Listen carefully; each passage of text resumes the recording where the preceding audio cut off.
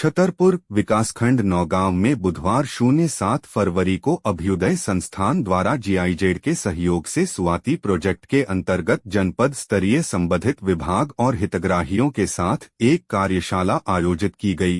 कार्यशाला का मुख्य उद्देश्य वर्तमान रसायन और बाजार आधारित कृषि पद्धति को पारिस्थितिकीय आधारित कृषि पद्धति की ओर ले जाने में हितग्राहियों व संबंधित विभाग के साथ समन्वयक रहे।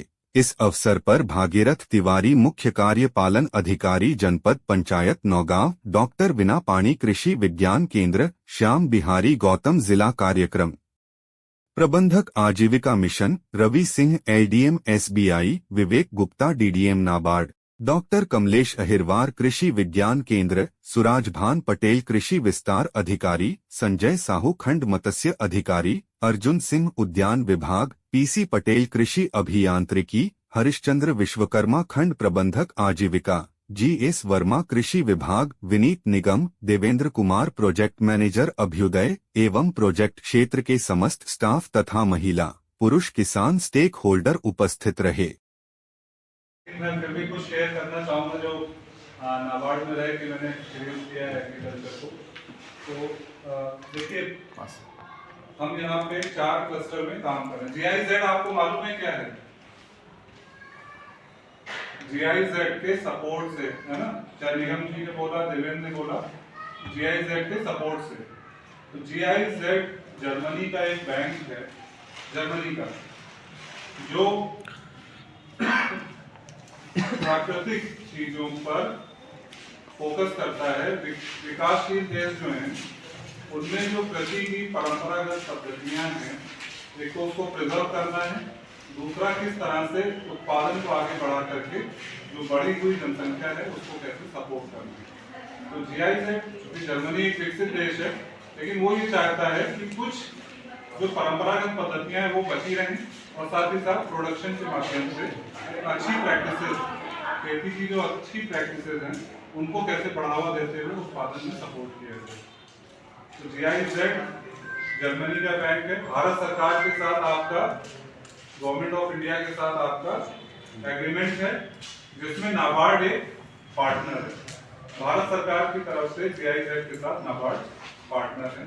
तो इस तरह के जो डेमोन्स्ट्रेशन के प्रोजेक्ट्स चलते हैं, अभी 3 स्टेट्स को इसमें लिया गया है, कर्नाटक है, असम है सर, और मध्य प्रदेश। इन तीनों स्टेट्स में डेमोन्स्ट्रेशन समझते हैं ना, प्रदर्शनी के आधार पर, प्रदर्शन के आधार पर एक छोटे एरिया में किसी चीज को हम एक्सपेरिमेंट के प्रयोग के आधार पर कर रहे हैं।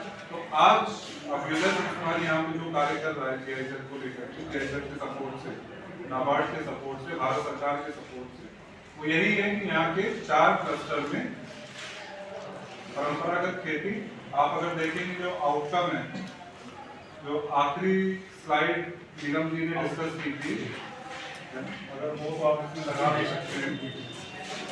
अब ये सबसे इम्पोर्टेंट स्लाइड है और यही हमारा टारगेट भी है। अपेक्षित परिणाम ये आने हैं। हमारी जो भी गतिविधियां होंगी, अंत में हमें उसको यहाँ पर ला करके अचीव कराना है। इसके साथ साथ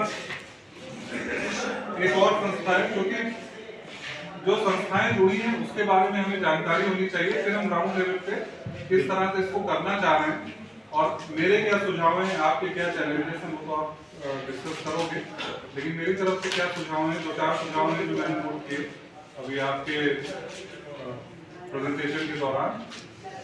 इसके साथ साथ एक यूनाइटेड नेशंस एक संस्था है, संयुक्त राष्ट्र एक संस्था है, उसके द्वारा एक लक्ष्य निर्धारित किया गया है, सस्टेनेबल डेवलपमेंट गोल, सतत विकास लक्ष्य।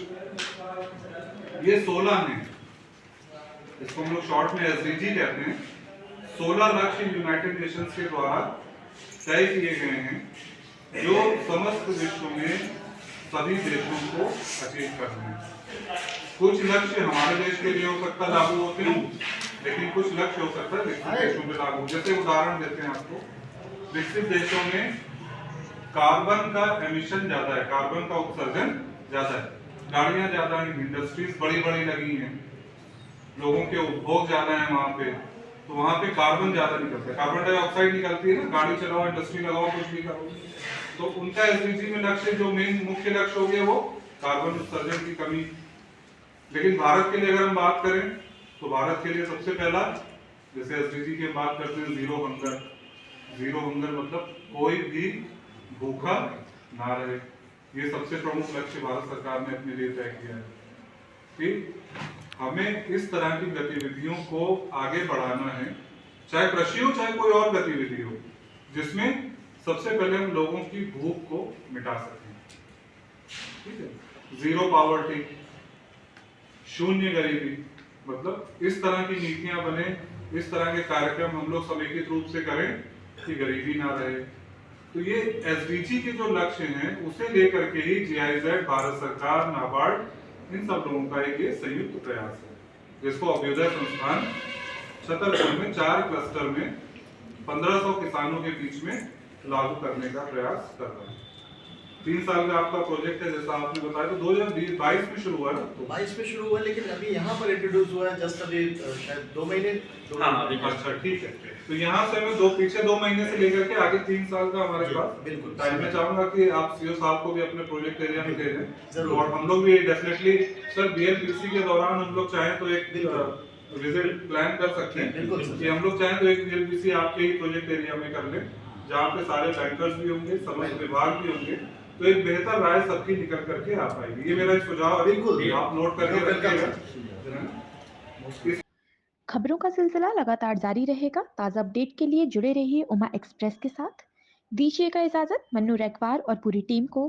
तब तक सब्सक्राइब कीजिए उमा एक्सप्रेस को। नमस्कार।